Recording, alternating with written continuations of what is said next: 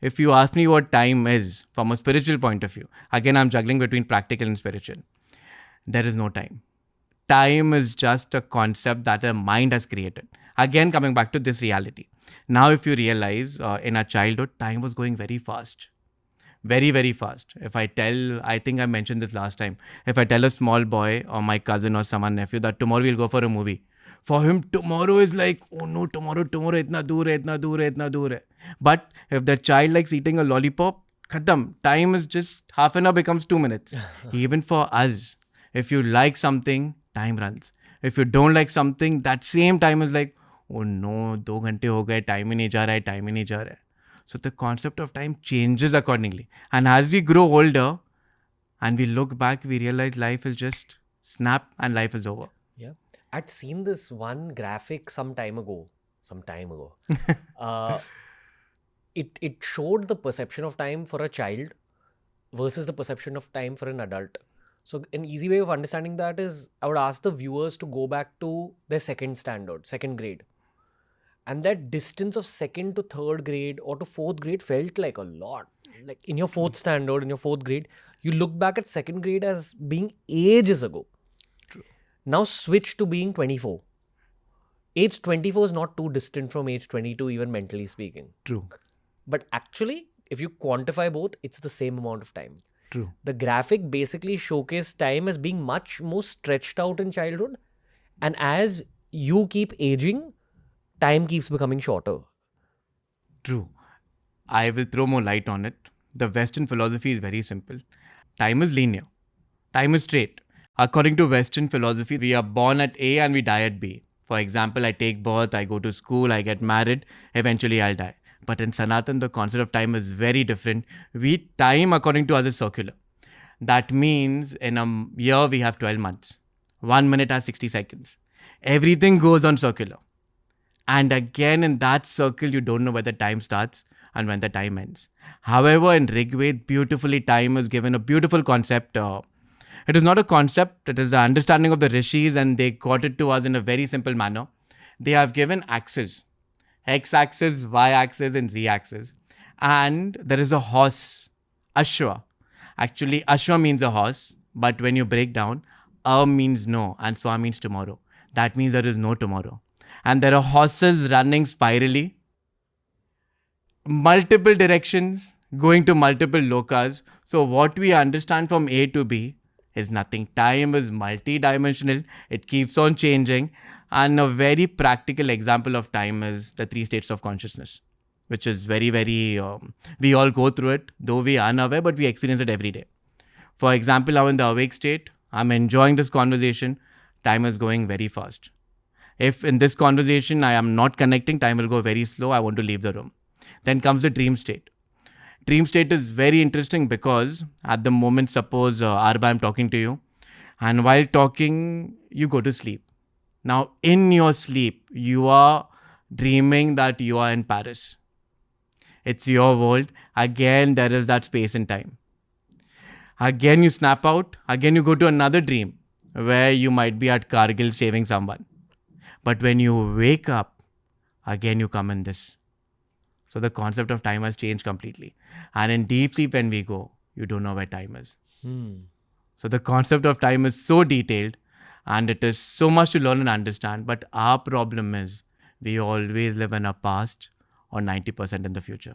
So the concept of time is very strange because we are conditioned. Suppose if someone is taking birth, the time we are born, the concept of time comes into play. Because everything works according to space, time and causation. That is Desh, Kal and Nimitta. We'll get there. And now when suppose I'm born, I will go to school, I will get married, I will learn, eventually I'll die. So the Western concept of time is that time is in one line, it's linear. And once we are born, everything will go in straight line and it will come to an end. However, when we talk about Sanatan, time is very different. Everything is circular, it goes round. For example, if you talk about a year, it has 12 months. If you talk about 1 minute, it has 60 seconds. So everything is round, round, round. Even the weather is going round. So the time is circular where there is no beginning and no end. But in higher states of consciousness, as I mentioned, time is a mental concept. We create our own time, we create our own space, But that doesn't mean that we are not affected. Of course, in sadhana, if you're high, you can go beyond. For example, if I've cut my hand, I will feel that pain and that burning in that space and time. Or if emotionally I'm not well, I'll feel it. But how aware I am and how I understand Maya is where you will go beyond time. How you understand Maya is where you'll go beyond time. Yes. But I'm assuming this understanding of Maya takes very long. Very, very true, because when we are born, the first thing that we are conditioned is to give naam and roop to everything. That is name and form. Everything has name and form. One second, let's just sit with that thought. You've said Yes. something very heavy. Everything has name and form, especially in your childhood.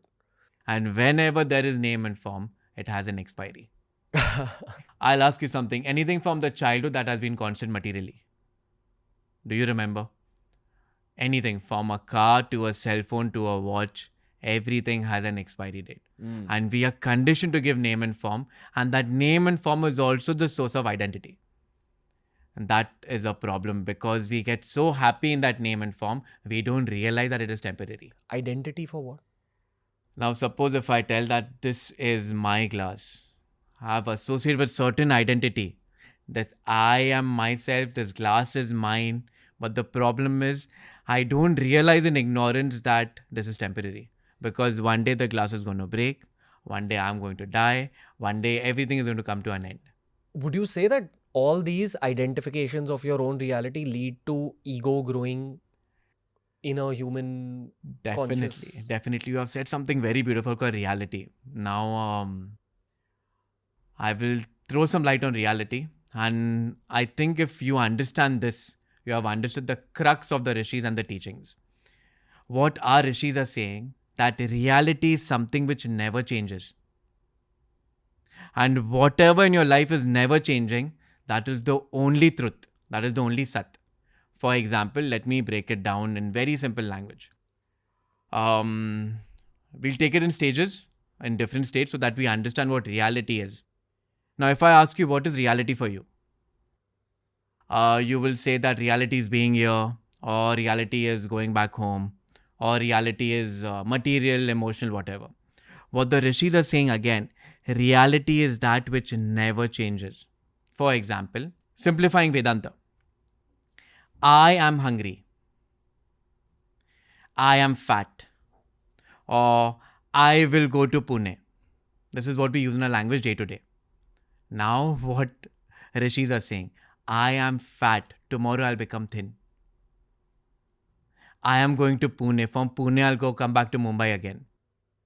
I like this. Tomorrow I will not like it. So whenever we say that I am my body, I am my mind, I am my intellect, the rishis are asking us, is your body constant? No, it is constantly changing. Is your mind constant? It is running around in multiple levels. Is your intellect constant? No, you're evolving with time. What is constant? The question comes. That is the reason the concept of time changes. Because the rishis are saying, and of course you will apply in sadhana also, there's only one thing constant in your life. That is the I. Because whenever you are talking, you also say that I was hungry. Hunger has gone. I was feeling fat. Again, the body has changed. That I is the only constant. If you start dwelling and start practicing, you will experience that time as a mental concept. Got it. Okay. I'm just going to break down what you said a little bit so that I have clarity in exactly what you said, and then you correct me or agree with me based on what I say. So when I look at my hands, and I'd recommend the viewers do this as well, these are the limitations of your physical body. This is where your biology stretches to. Okay. If you go back into the memories of your childhood, it's that same brain and it's those same eyes and the same retina inside your eyes and that same consciousness which was at work absorbing and learning about life. But also you had a few good moments. You did well in a football game. You did well in your exams. You won a competition. It made you feel great, but somewhere you identified more with yourself. You said that, hey, I was able to do this. My hard work got me here. Which it did. Definitely there's an element of free will. So you're saying that Sanatan Dharma, especially the rishis, say that nothing is constant. The suffering is not constant. The good stuff is not constant. They say that there's only one thing constant. Whatever is changing is Maya.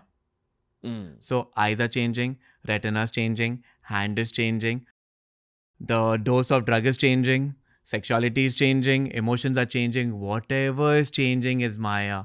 Whatever is not changing, that is the only reality. There's a very beautiful phrase that all of these are passing clouds. I am the sky. Wow. Okay. All of these are passing clouds. I am the sky. That means my emotions, my past, my present, my body constantly is passing. I am that sky which is infinite. And that I is the core of existence. It is the core of sadhana. It is the core of being. It is the core and the birthright of humans.